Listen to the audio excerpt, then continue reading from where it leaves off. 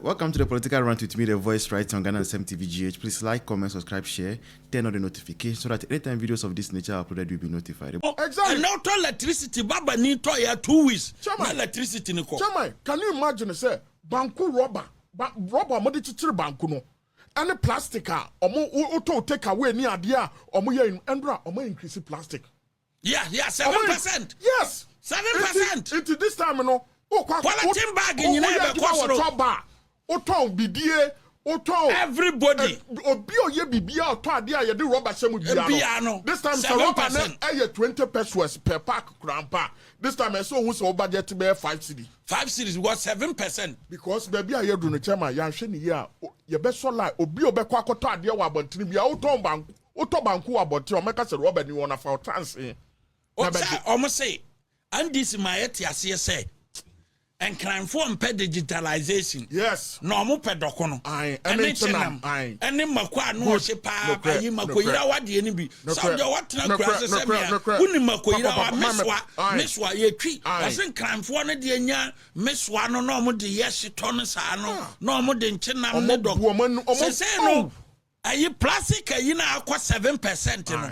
Enka doko no. Ebeka doko no. Na Ghana for rejected 1% e-levy. And you no tia. And you be no tia. Betting tax in the crown, you be no tia. Akraha. Aduma for Aduma no pa. Adriana Motana Casepa no pa the community when you watch it. Any Kenkey. Go to the Bank of Ghana, lay more. Kenkey no. Maybe no crack. Chairman, inti obi bia oto aduane no pa anwumre ne awia bia no rubber na ode behye no John Mahama at 7.5 atoso inti that means yes you pay 1% o kokoto ade na sabe o ebia plastic container na ebia wakoto fried rice na ene omoka kiro say plastic eyi na omodi hye mu no pe plastic normally kura mponi bi wo hono ma plastic no money be so make sure say take away pack near 1 cedi. 1 cedi. So what to 7 here? I'm sure you bet you 3 cedi. 3 cedi for plastic bowl. Yes, 3 cedi. Ni na no e bet you akwa see 3 Ghana cedis. Yes. Rubber na pack omo de take away omo be the amount. Yeah. And this is abanya sebe. Or promises say so kire say bibia abanya sache water if say 7% cost through there. What this means that sache water because I rubber no day. Exactly. Nti abanya o ka kire Ghana for say ahia for ohia TV for ntimi nton nsuo nom na nsuo bo aye den no ene de polythene bag ye de ye nsuo no abana de 7% aye den atu and bear in mind they say Ghana ha nante about 98% of Ghanaians use such water. Drive everywhere passengers so such water no and net such water. Chairman me no can say almost $1 back from and so still your 50 pesos. Yes. No matter plastic no naturally say we are likely to buy in soup. But 60 pesos. About 10 pesos. In the coming weeks, don't be surprised. Say Association of sachet water producers. Yes, water producers. Yes. One make catch there say. It's an institution they cannot be running at a loss. And I'm terrible. Yes, a organization, a company, and they cannot be running at a loss. And it's a buying the 7% ya toso, buying just as Canada. Or no nya juma man buy. Or ya juma the piano workers ka. Into if a water such a producer who get 7%. At the time now buying be buy and that's such a producer no e-levy no be quite known to be. Yes. And you'll be on the tier like you said, you know. But whether you like it or not, you know, obi or no mun so be I ba betu 7%. No correct chairman, and this is the end say one more yard ya, one more see the be on mobile for here for by no correct. O share the real tax in your man, and your man a beka obia or mine and no mother back. Electricity in 7 months. Very good. What Baba ni or ya juma day ni na. Baba ye was here, anybody a mimi yimiti, or ye day, or ye aduma day in Yana, Ebia Nisses in Yanano, a be 200 Ghana. Yes. Sababano, eto electricity 200 Ghana within a week, you know, na adanem from an echo into Bamano.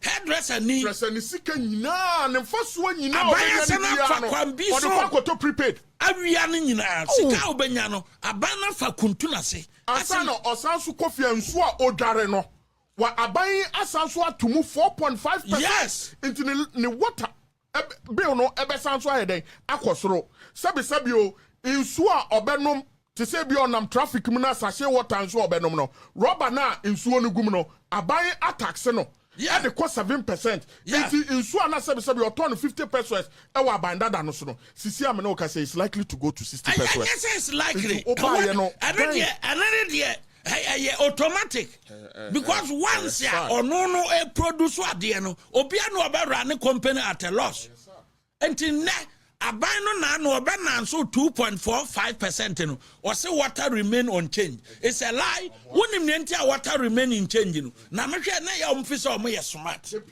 You know Safik or Trema there petroleum contract right PUSC boss right. Yeah right. Na nientia omoka say water remain unchanged ni say sa 7% we no omo de kwa akogye from water producers no so omo fi say omo kwa na ko school because on fa ma water ne direct no maka say ya to water ne electricity mo enti yemfa no yemfa no nkonkoshe plastic mu enti what all obi oye water producers ni obi oye yibia no ye de akwako enti ho no wo manya water for chema and natural say in the coming weeks and months ne de enwemo mo ba be ye de pao what you say ho no manya what ko kan wo ba bi o mo se dollar na ba form yes dollar na ba form and so prices nyina remains the same yes chema it is very very appalling.